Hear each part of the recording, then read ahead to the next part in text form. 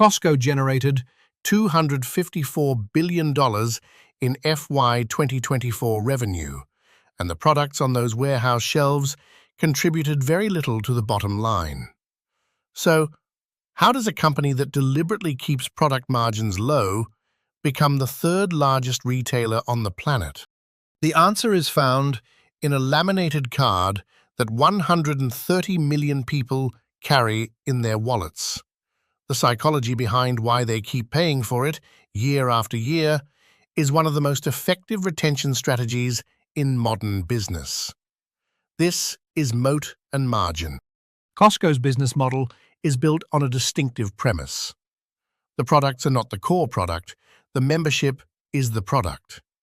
In FY 2024, Costco collected $4.8 billion in membership fees. That single line item accounted for a significant portion of their operating income, estimated at around 70%. Here is how it works. You pay $65 for a basic membership or $130 for executive. In return, Costco limits its markup on every product to a maximum of 15%. Most items are marked up closer to 11%.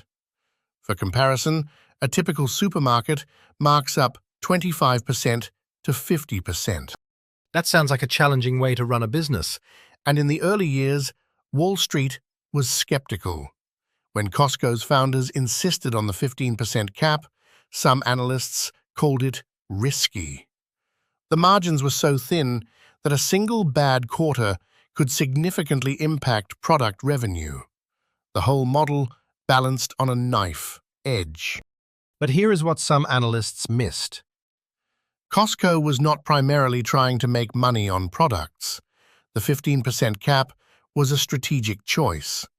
Every dollar saved on markup was a reason for members to renew. And renew they did. Costco's membership renewal rate in FY 2024 was 93% worldwide. Consider what that number means. 93% of members come back every single year. That is not a typical retail metric. That is a subscription business with retention rates that surpass many streaming services. And every renewal contributes almost pure profit to the bottom line. This model created something even more powerful than profit. It created a flywheel. More members meant more buying power. More buying power meant lower supplier prices. Lower prices meant happier members.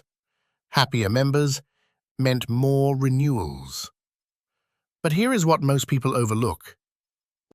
Costco only stocks around 3,700 products. A typical Walmart carries 120,000. That is not a limitation.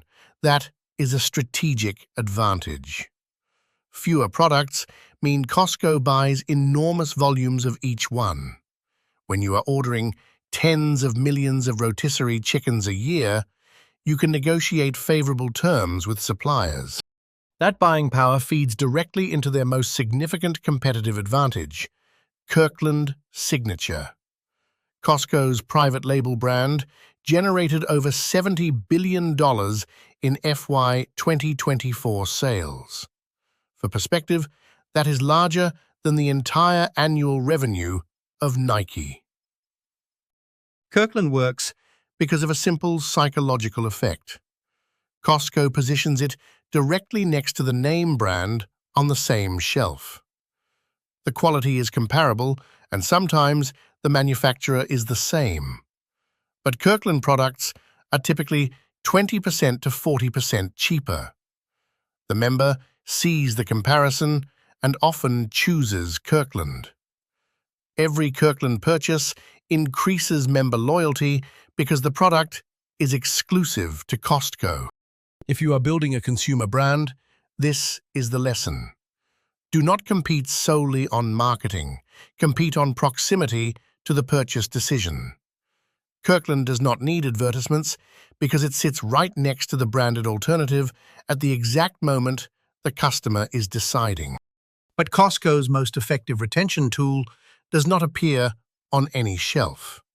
It is a rotisserie chicken. Costco sells those chickens for $4.99. They have held that price since 2009, despite inflation pushing the actual cost above $5.50 per bird, according to industry reporting. It is widely reported that Costco loses money on each one.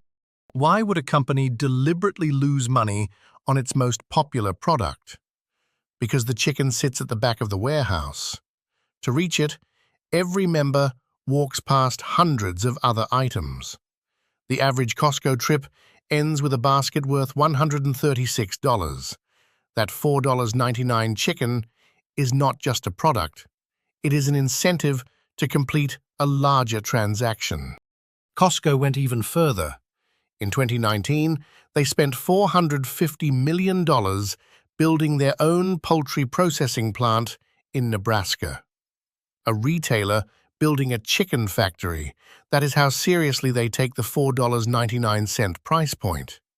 They would rather own the entire supply chain than raise the price.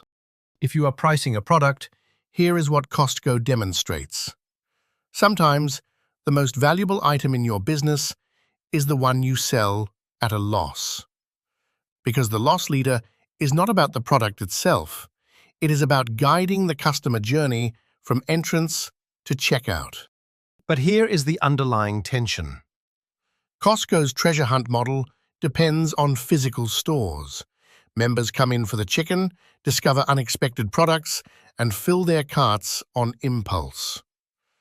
That entire psychology changes online, and in 2017, a major competitive threat was emerging. Amazon acquired Whole Foods for $13.7 billion.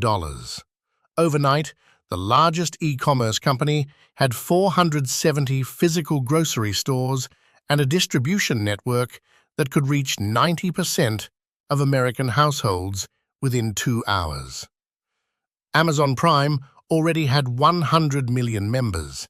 They were targeting Costco's core demographic. Analysts predicted a significant challenge. Costco's stock dropped 13% in the month after the Whole Foods acquisition. The thesis was simple. Amazon had developed same-day grocery delivery. Why would anyone drive to a warehouse and pay a membership fee when Amazon could deliver similar products to their front door with Prime? But Amazon may have underestimated Costco's model. They viewed Costco as a grocery store. In reality, it was a membership-driven business that happened to sell groceries. And the competitive tool Costco used to respond was already on every shelf. Here is what changed. Costco doubled down on Kirkland Signature. Between 2017 and 2024, they expanded Kirkland into categories Amazon could not easily replicate. Kirkland vodka, Kirkland olive oil, Kirkland batteries. Each product was manufactured by premium suppliers but sold at 20% to 40% below the name brand equivalent. The key was exclusivity. You cannot buy Kirkland on Amazon or at Walmart. The only way to access a $70 billion product line that matches or exceeds premium brands on quality is to shop at Costco with a membership card. That is not just a product strategy, that is a competitive moat. If you are building a subscription business, do not optimize only for acquisition. Optimize for the renewal moment. Costco's 93% renewal rate did not happen because the membership is cheap. It happened because every trip reinforces the value. The $4.99 chicken, the Kirkland savings, the treasure hunt experience. Each visit is a renewal trigger disguised as a shopping trip. If you are competing against a larger rival, do not try to match their range. Reduce yours. Costco demonstrates that 3,700 products can outperform 120,000 when each one is chosen to maximize value per square foot. Constraint can be a buying power multiplier. If you are setting prices, Find your rotisserie chicken. Find the one product your customers care about most and hold that price if possible. Because the trust you build with that single price point can generate more lifetime value than any margin you might have gained from marking it up. Costco made minimal profit on products and built a $254 billion business on trust, psychology, and a membership card.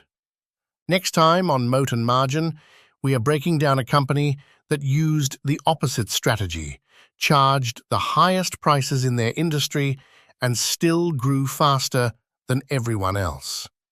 Subscribe so you do not miss that one.